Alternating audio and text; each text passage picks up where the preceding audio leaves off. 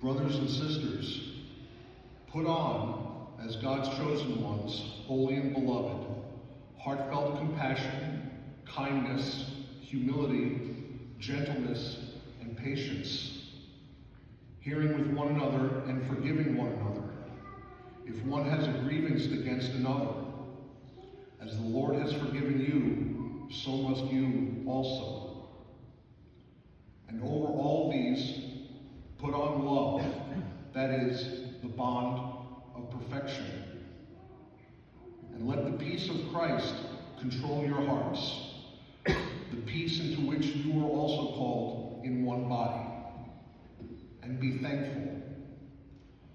Let the word of Christ dwell in you richly, as in all the wisdom you teach and admonish to one another, singing psalms, hymns, and spiritual songs with gratitude in your hearts to God. And whatever you do, in word or in deed, do everything in the name of the Lord Jesus, giving thanks to God the Father through him. Wives, be subordinate to your husbands, as is proper in the Lord.